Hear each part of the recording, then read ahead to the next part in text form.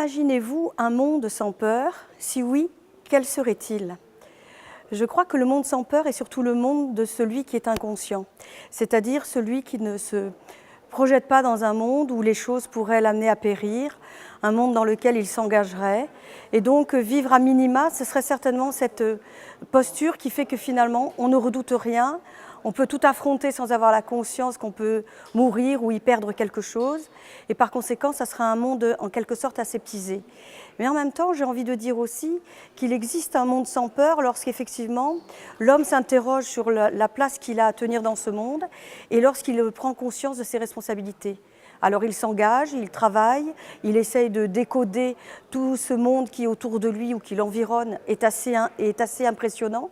Et à mesure qu'il s'engage dans ce monde, finalement il dédramatise le sens qu'il a à y jouer et il y vit certainement mieux et certainement sans peur.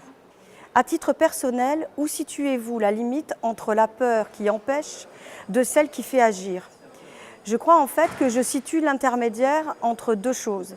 Tout d'abord, il y a, imaginons, un phénomène qui me surprend, et comme il me surprend, je suis expression de peur, c'est-à-dire je bondis, je sursaute, je pâlis, j'ouvre de grands yeux, éventuellement je pousse un grand cri et je me sauve.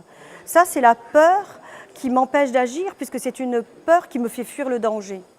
Et puis il y a celle qui finalement me ferait agir, c'est-à-dire c'est le moment juste après, c'est-à-dire une fois que j'ai eu ce sentiment, cette impression de peur que le monde laisse sur moi, je me retrouve dans la situation où j'interroge ce monde, prenant conscience que finalement le danger n'est pas si grand, ma raison reprend le dessus et à partir de ce moment-là, je réinvestis l'espace dans lequel j'ai à travailler, je réinvestis aussi le monde dans lequel j'ai à agir et certainement la dynamique me fait oublier ma peur. Votre mort vous fait-elle toujours peur? Alors je vais peut-être surprendre, mais j'ai lu un jour mon ami Heidegger qui disait « Dès qu'un homme est né, il est assez vieux pour mourir ».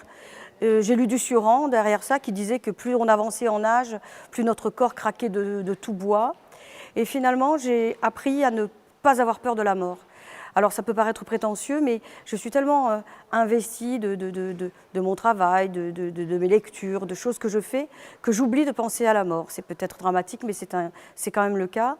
Et en plus, je considère que la mort, finalement, tant que je suis vivante, elle ne me concerne pas, et quand je serai morte, elle ne me concernera plus. Alors c'est un vieil adage philosophique, certes, mais en même temps, ça me rappelle une idée qui est quand même une idée extrêmement salvatrice pour bien vivre et finalement pour être heureux. C'est que oublier d'avoir peur de la mort, c'est aussi se consacrer au présent, c'est être de tous les instants et en même temps c'est se rendre compte que vivre c'est dangereux. La peur éventuellement que je peux avoir, c'est l'agonie, c'est-à-dire la souffrance, le fait qu'une mort pourrait être longue à venir et être très douloureuse. Je pense que c'est plutôt ça qui fait peur. La mort en elle-même, il faut savoir partir et entrer dans le néant. Merci.